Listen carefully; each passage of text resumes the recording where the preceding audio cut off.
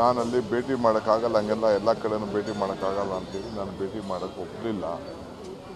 ಆಮೇಲೆ ನಾಳೆ ಮನೇಲಿ ಬೇಕಾದ್ರೆ ಬರ್ತೀನಮ್ಮ, ಬನ್ನಿ ಟೈಮ್ ಕೊಡ್ತೀನಿ ಭೇಟಿ ಮಾಡಿ ಅಂತ ಹೇಳಿದೆ.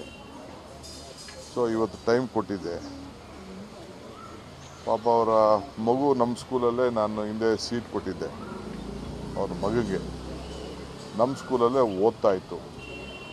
ಈಗೇನೋ ಮಗುನ ಬಿಡಿಸ್ಬಿಟ್ಟು ಬೇರೆ ಸ್ಕೂಲ್ ಸೇರಿಸಿದಾರಂತೆ. ಈಗ ವಾಪಸ್ ತಿರ್ಗಾ ನಮ್ಮ ಸ್ಕೂಲೇ ಸೇರಿಸ್ಬೇಕು. ಇನ್ನು 14-15 ವರ್ಷ ಅಂತೆ ವಾಪಸ್ಸು ನಮ್ಮ ಸ್ಕೂಲ್ಗೆ ಸೇರಿಸ್ಬೇಕು ಅಂತ. ನಮ್ಮಲ್ಲಿ ಸೀಟ್ ಏನೋ ಕೇಳಿದ್ದಾರೆ, ನಮ್ಮ ಪ್ರಿನ್ಸಿಪಾಲ್ ಏನೋ ಒಪ್ಪಿಲ್ಲ ಅಂತ ಕಾಣ್ತದೆ. ಅದಕ್ಕೆ ಮಗುನ ವಾಪಸ್ಸು ನಮ್ಮ ಸ್ಕೂಲ್ಗೆ ಸೀಟ್ ಸೇರಿಸ್ಕೊಡಿ ಅಂತ ರಿಕ್ವೆಸ್ಟ್ ಮಾಡೋಕ್ಕೆ ಬಂದಿದ್ದರು. ಅವ್ರು ರಿಕ್ವೆಸ್ಟ್ ಮಾಡಿದ್ದಾರೆ, ನಾನು ಪ್ರಿನ್ಸಿಪಾಲ್ಗೆ ಹೇಳ್ತೀನಿ ಅಂತ ಹೇಳಿದ್ದೀನಿ. ಯಾಕೆಂದರೆ ಅಲ್ಲೆಲ್ಲ ಫಾರ್ಮಾಲಿಟೀಸ್ ಇದೆ, ಎಕ್ಸಾಮಿನೇಷನ್ಸು ಮತ್ತೊಂದು ಎಲ್ಲ. ಸೊ ಅದಕ್ಕೆ ಹೋಗಿ ಪ್ರಿನ್ಸಿಪಾಲ್ ಹತ್ರ ಹೇಳ್ತೀನಿ, ಹೋಗಿ ಭೇಟಿ ಮಾಡಿ ಅಂತ. ಯಾಕೆಂದ್ರೆ ನಾನು ಆ ಸ್ಕೂಲ್ ನೋಡ್ತಾ ಇಲ್ಲ, ಈಗ ನನಗೂ ಟೈಮ್ ಇಲ್ಲ. ನಾನು ಒಂದು 17-8 ವರ್ಷದಿಂದ ಆ ಸ್ಕೂಲ್ ಏನಾಗ್ತಾಯಿದೆ ಅನ್ನೋದೆಲ್ಲ ನಮ್ಮ ಮಕ್ಕಳಿಗೆ ಬಿಟ್ಬಿಟ್ಟಿದ್ದೀನಿ, ಎಲ್ಲ ಅವ್ರು ನೋಡ್ತಾರೆ. ಸೊ ಆ ಪ್ರಿನ್ಸಿಪಾಲ್ಗೆ ಭೇಟಿ ಮಾಡೋಕ್ಕೆ ಹೇಳಿದ್ದೀನಿ ನಾನು. ತಿರ್ಗಿ ಎಕ್ಸಾಮ್ ಬರೀಬೇಕು ಮತ್ತೊಂದು, ಯಾಕೆಂದರೆ 14-15 ವರ್ಷ ಅಂದರೆ ಭಾಳ ಸೆನ್ಸಿಟಿವ್ ಏಜ್ ಅದು. ಸೊ ಹೋಗಿ ನೋಡಿ ಅಮ್ಮ ಅಂತ ಹೇಳಿದ್ದೆ. ಕೇಸ್ ವಿಚಾರ ಯಾವುದು ಚರ್ಚೆ ಆಗಿಲ್ಲ ಸರ್? ನಟ ದರ್ಶನ್ ನಿನ್ನೆ ಹೇಳ್ತೀರಾ ಅನ್ಯಾಯ ನೀವು ರಾಮನಗರದಲ್ಲಿ ಹೇಳ್ತೀರಾ ನ್ಯಾಯ ಕೊಡಿಸುವ ಪ್ರಯತ್ನ ಮಾಡ್ತೀವಿ ಅಂತ, ಈಗ ಕೇಸ್ ವಿಚಾರ ಯಾವುದು ಚರ್ಚೆ ಆಗಿಲ್ಲ? ಅದೇ ಅವರು ನನಗೆ ಕೇಸ್ ಏನೋ ಕೇಳಕ್ಕೆ ಬರ್ತಾ ಇದ್ದಾರೆ ಅಂತ ತಿಳ್ಕೊಂಡಿದ್ದೆ. ಅವರು ನನ್ನ ಹತ್ರ ಕೇಸು ಏನು ಬಗ್ಗೆ ಮಾತಾಡಲಿಲ್ಲ. ನಾನು ಆ ಕೇಸ್ ಬಗ್ಗೆ ಮಾತಾಡೋಂಥ ಸಂದರ್ಭ ಇಲ್ಲ. ಈಗ ಒಂದು ಹೆಣ್ಮಗಳು ನಮ್ಗೆ ಅನ್ಯಾಯ ಆಗಿದೆ ಅಂತ ಏನಾದರೂ ಕೇಳಿದ್ರೆ ಖಂಡಿತ ನಾವು ನಮ್ಮ ಕೈಲಿ ಏನಾಗ್ತದೆ ಹೇಳ್ಬೋದಾಗಿದೆ. ನಾನು ಅವ್ರಿಗೂ ಹೇಳಿದ್ದೀನಿ, ನನಗೇನು ಇದಕ್ಕೆ ಸಂಬಂಧ. ಯಾಕೆಂದರೆ ನಾವು ಪೊಲೀಸು ಯಾವುದೇ ಇನ್ವೆಸ್ಟಿಗೇಷನಲ್ಲಿ ನಾವು ಇಂಟರ್ಫಿಯರ್ ಆಗೋಕ್ಕೆ ಆಗಲ್ಲ. ಇದು ಪೊಲೀಸ್ ಉಂಟು, ಕೋರ್ಟ್ ಈಗಾಗಲೇ ಮ್ಯಾಟ್ರು ಕೋರ್ಟಲ್ಲಿದೆ, ಜುಡಿಷಿಯಲ್ ಕಸ್ಟಡಿ ಅಂತ ಕೋರ್ಟ್ ಇದೆ. ನಾವು ಯಾವುದೋ ಪೊಲೀಸ್ ವಿಚಾರದಲ್ಲಿ ನಾವು ಇಂಟರ್ಫಿಯರ್ ಆಗಲೂಬಾರ್ದು, ಆಗೋದು ಒಳ್ಳೆಯದೂ ಇಲ್ಲ. ಬಟ್ ಅವ್ರಿಗೆ ಯಾರು ತಪ್ಪಿಸಿದ ಯಾರಿಗಾರು ಸಮಸ್ಯೆ ಇತ್ತು ಅಂದರೆ, ಯಾರಿಗಾರು ತೊಂದರೆ ಆಗಿತ್ತು ಅಂದರೆ ಅದಕ್ಕೆ ಕಾನೂನು ಇದೆ. ಕಾನೂನು ಚೌಕಟ್ಟಿನಲ್ಲಿ ಏನು ಬೇಕಾದ್ರೂ ಆಗ್ಬೋದು. ಈಗ ನೆನ್ನೆ ಆ ಹುಡುಗರುಗಳು ನನ್ನ ಮೇಲೆ ಗಲಾಟೆ ಮಾಡ್ತಿದ್ರು, ನೀವು ಡೇಟ್ ಕೊಡಲಿಲ್ಲ, ಟೈಮ್ ಕೊಡ್ತಾ ಇಲ್ಲ ಅಂತ. ನೆನ್ನೆ ರಾಮನಗರದಲ್ಲಿ ನನಗೆ ಭಾಷಣ ಮಾಡೋಕ್ಕೆ ಬಿಡ್ತಾ ಇರಲಿಲ್ಲ. ಆಯಿತು ತಡೀರೋ ಸ್ವಲ್ಪ ಎಲ್ಲ ನ್ಯಾಯ ಕೊಡಿಸೋಣ ಅಂತ ಹೇಳಿ ಅವ್ರಿಗೆ ಸಮಾಧಾನ ಹೇಳಿದ್ದೆ.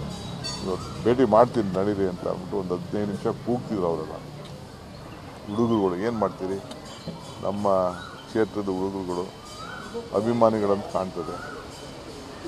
ನನಗೆ ಗೊತ್ತಿಲ್ಲ ನಾನು ಯಾವ ಬಾಸ್ ಅಂತ ನಾನೇ ನೋಡ್ತಾ ಇದ್ದೀನಿ. ಬಾಸ್ ನಮ್ಮ ಹಳ್ಳಿಗಳ ಕಡೆನೂ ಬಾಸ್ ಅಂತ ಅಂದ್ಕೊಂಡು ನೋಡಿದ್ರೆ ಈ ಒಂದು ಫೋಟೋ ಹಿಡ್ಕೊಂಡಿದ್ದು. ಇರಲಿ ಪಾಪ, ಅದು ನಮಗೆ ಅದು ಏನು ಸಮಸ್ಯೆ ಇದೆಯೋ ಅದು ನನಗೆ ಇಂಟರ್ಫಿಯರ್ ಆಗಿ ಇಷ್ಟ ಇಲ್ಲ. ನಾನು ಐ ಡೋಂಟ್ ವಾಂಟ್ ಟು ಇಂಟರ್ವ್ಯೂನ್. ನಾನು ಪೊಲೀಸ್ ವಿಚಾರದಲ್ಲಿ ಇಂಟರ್ವ್ಯೂನ್ ಆಗೋಕ್ಕೆ ನಾನು ತಯಾರಿಲ್ಲ. ಪಾಪ ಮಗುಗೆ ಏನಾದರೂ ನನಗೆ ಸಹಾಯ ಮಾಡೋಕ್ಕಾದ್ರೆ ನಮ್ಮ ಪ್ರಿನ್ಸಿಪಾಲ್ಗೆ ಹೇಳ್ತೀನಿ. ಹೋಗಿ ಅವರು ತಾಯಿ ಮಗ ಇಬ್ಬರು ಹೋಗಿ ಭೇಟಿ ಮಾಡಿ. ಸರ್, ಅನ್ಯಾಯ ಆಗಿದ್ರೆ ನ್ಯಾಯ ಕೊಡಿಸುವಂಥ ಒಂದು ಪ್ರಯತ್ನ ಮಾಡ್ತೀನಿ ಅಂತ ನಿಮಗೇನಾದರೂ ಈ ಪ್ರಕರಣದಲ್ಲಿ ದರ್ಶನ್ ಅವ್ರಿಗೆ ಅನ್ಯಾಯ ಆಗ್ತಾ ಇದೆ ಅನ್ನುವಂಥದ್ದು ಗಮನಕ್ಕೆ ಬಂದಿದೆಯಾ? ನೋಡಪ್ಪ, ಮಾಧ್ಯಮದಲ್ಲಿ ಏನೇನೋ ಬರ್ತಾ ಇದೆ. ಮಾಧ್ಯಮದಲ್ಲಿ ಏನು ಬರ್ತಾ ಇದೆ ಅಂತ ನನಗೆಲ್ಲ ನೋಡೋಕ್ಕೆಲ್ಲ ಟೈಮ್ ಇಲ್ಲ. ಯಾವುದೋ ನಾನು ಥ್ರೆಡ್ಮಿಲ್ ಮಾಡಾಗ ಒಂದು 5 ನಿಮಿಷ ನಾನು ನೋಡ್ತೀನಿ ಅಷ್ಟೇ. ಅದು ಬಿಟ್ಟರೆ ಮಿಕ್ಕಿದ ವಿಚಾರ ಎಲ್ಲ ನನಗೆ ಗೊತ್ತಿಲ್ಲ. ಇದು ಸ್ಕ್ರೋಲಿಂಗಲ್ಲಿ ಒಂದು ಬರ್ತಾ ಇರ್ತದೆ, ಒಂದೊಂದು ಟಿ ವಿಯವ್ರು ಒಂದೊಂದು ಥರ ಹೇಳ್ತಾ ಇರ್ತಾರೆ. ಅದು ಆ ಆಧಾರದ ಮೇಲೆಲ್ಲ ನಾವು ಕೂತ್ಕೊಂಡು ನಾವು ತೀರ್ಮಾನಕ್ಕೆ ಬರೋಕ್ಕಾಗಲ್ಲ. ಸೊ ನಾನು ಹೋಮ್ ಮಿನಿಸ್ಟ್ರು ಅಲ್ಲ. ನನಗೆ ನನ್ನ ವ್ಯಾಪ್ತಿಯಲ್ಲಿ ಏನಾದರೂ ಇತ್ತು ಅಂತಂದರೆ ಏನು ಅಂತ ನೋಡ್ಬೋದಾಗಿತ್ತು. I don't want to intervene with that. ಒಂದು ವೇಳೆ ಈ ಪ್ರಕರಣದಲ್ಲಿ ವಿಜಯಲಕ್ಷ್ಮಿ ದರ್ಶನ್ ಅವರು ಮತ್ತೆ ನಿಮ್ಮ ನೆರವು ಕೇಳಿದ್ರೆ ನೀವು ಸಹಾಯ ಮಾಡ್ತೀರಾ ಸರ್? ನೇರು ಏನು ನಾವು we can't ಇಂಟರ್ವ್ಯೂನ್ with the police investigation. We can't ಇಂಟರ್ವ್ಯೂನ್ with the police station. ಈಗ ನಾನು ಅವ್ರು ಬಂದು ನಾನು ಭೇಟಿ ಮಾಡ್ತೀನಿ ಅನ್ನೋರು ನಾನು ಹೆಂಗೆ ನಿರಾಕರಣೆ ಮಾಡಲಿ? Being in public life. ಜೊತೆಗೆ ಆ ಹೆಣ್ಮಗಳು ಬರೀ ನಮ್ಮ ಸ್ಕೂಲ್ ಪಕ್ಕನೇ ಇದೆ. ನಮ್ಮ ಸ್ಕೂಲ್ ಇರೋದು ಅವ್ರ ಮನೆಯೆಲ್ಲ ನಮ್ಮ ಸ್ಕೂಲ್ ಕೆಳಗಡೆನೇ ಇರೋದು, ನಮ್ಮ ಲೋಕಸಭಾ ಕ್ಷೇತ್ರದಲ್ಲೇ ಇರೋದು. ಆ ಮನೆಯೆಲ್ಲ ಇರೋದೆಲ್ಲ ಅಲ್ಲೇ. ಈಗ ನಾನು 100 ಜನ ಬರ್ತಾ ಇರ್ತಾರೆ. ಈಗ ನಾನು ಬಿಟ್ಟು ನೋಡಿ ಇಷ್ಟೊಂದು ಜನ ಬಂದವ್ರೆ. ನಾನು ಅವ್ರನ್ನ ಬೇಡ, ಈಗ ನೀವು ಬಂದಿದ್ದೀರಾ ನಾನು ನೋಡೋಕ್ಕೆ, ಈಗ ನನ್ನ ನಿನ್ನ ನೀನು ನೋಡೋಕ್ಕಾಗಲ್ಲ ಅಂತ ತಳ್ಳ ತಕ್ಷಣ DK ದುರಂಕಾರ್ ಇರಲಿ ಭೇಟಿ ಮಾಡಿದೆ ಹೊಂಟೋದ ಅಂತ ನೀನೇ ಹೇಳ್ತೀಯ. ನೀನೇನು ಕಡಿಮೆನಾ ನೀನು? ಇವನೊಂದು ಕ್ವಶನ್ ಕೇಳ್ತಾನೆ. ಸೊ ಭಾಳ ಅಸಭ್ಯದಿಂದ ಮಾಧ್ಯಮದವ್ರನ್ನ ನೋಡಿಕೊಂಡು ಅಂತ ಹೇಳ್ತೀವಿ. ಸೊ ಹಂಗೆ ಏನು ಮಾಡ್ತೀಯ ಪಾಪ ಹೆಣ್ಮಗಳು, ಅವರು ಪ್ರಾಬ್ಲಮ್ಮು, ಫ್ಯಾಮಿಲಿ ಪ್ರಾಬ್ಲಮ್ಮು, ಆ ಮಗು ಪ್ರಾಬ್ಲಮ್, ಎಲ್ಲರಿಗೂ ಮಕ್ಕಳ ದೊಡ್ಡದಲ್ವಾ.